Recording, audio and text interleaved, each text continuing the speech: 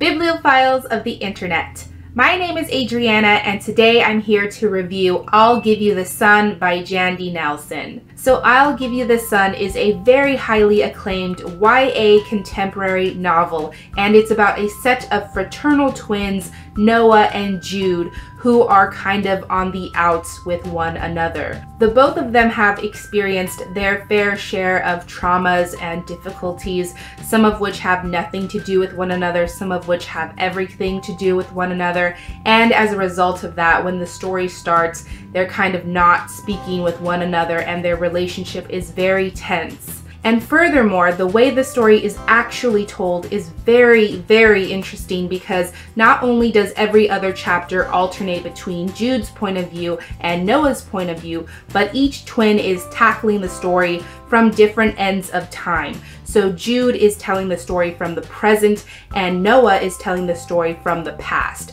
And then the two narratives eventually meet. So I've kind of already segued into my thoughts, but I think I should just say that this is my first Jandy Nelson book. I had never read anything by her before I'll Give You the Sun. So I went into this book not really knowing anything about it, what the story was about. All I knew was that people enjoyed it and that it was LGBT+ friendly. And I'll be honest, this book and I had a very rocky start because I wasn't sure how I was feeling about it. I didn't really know if it was something that I could like, and most of that is contributed to the writing style. Jandy Nelson's writing style in I'll Give You the Sun is very risky. It's very outside of the box, and it goes the extra mile to subvert cliches, which it absolutely does. And like I said, that writing style is very risky because there is the chance that it will alienate the reader at the beginning of the story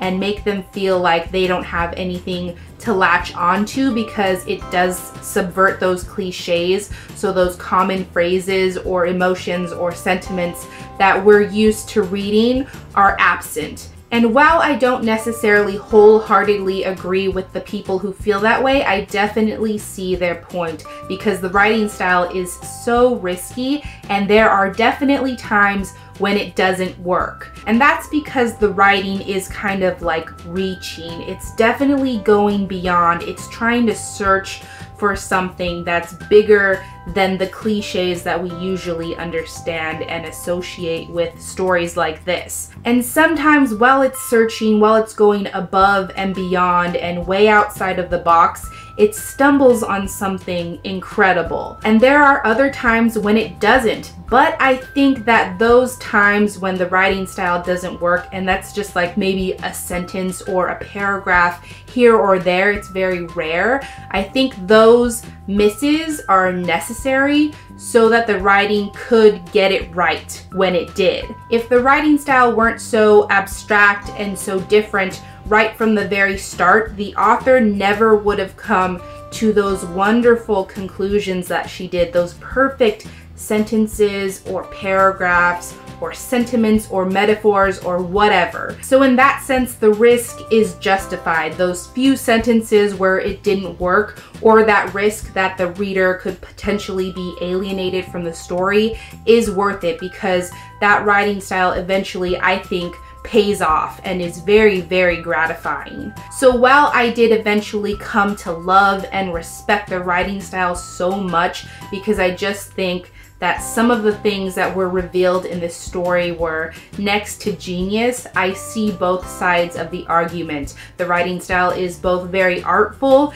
and it can also be, like I keep saying, alienating. It can also be something that detaches the reader from the story if they don't connect with it, or if they don't understand it, or if they simply don't like it and they don't mesh with it. So like I said, I did have a little bit of trouble getting into the story at the very beginning, only because the writing style is so different and it's so incongruent with other types of storytelling that I've read, especially recently, but I don't think that's actually a criticism. And now I want to spend some time talking about the characters of the story because I believe that's where the difference came in, because at first I couldn't really connect with the story, but when the narrative began to bloom and open up and things started happening and I felt like I knew the characters even better. I feel like they were what made the difference, and they were what carried the writing style through. And I think with a different set of characters, this writing style might not have been as powerful as it was. First of all, as I kind of already touched on, I just loved the framing device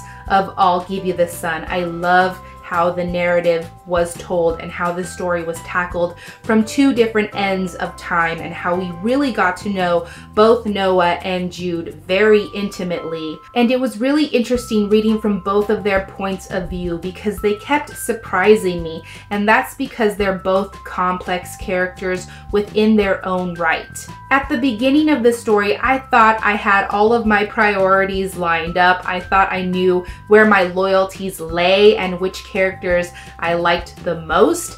And then you read from both of their perspectives and the story keeps complicating and complicating and complicating. And then I realized that both of these characters had really burrowed themselves in my soul. And what's more is that they both had very distinctive voices, and they both had distinctive ways of telling the story. So I felt like I really did get to know both of them equally. And again, I just think the magnitude of both of their characters, coupled with the incredible writing style of Jandy Nelson, is what really made this story so special. And something that I'm always thinking about in terms of writing and in terms of storytelling is whether or not a story is worthwhile. And by the end of I'll Give You the Sun, I really did feel like this was something that needed to be said. I felt like something integral within me had been changed. At the end of the day, I just felt like it was such an important story, and it was definitely a story worth telling. So taking into account any of the minor problems I had with the story, I did end up giving I'll Give You the Sun 4.5 out of 5 stars. So in the comments down below, please let me know if you have also read I'll Give You the Sun and what are your thoughts on the story. But that's everything I had for this review video today. I hope that it was comprehensive enough for you. I hope that you found it very informative. Thank you so much for watching this video. I really hope that you enjoyed it, and I will catch you on the flip side of the page.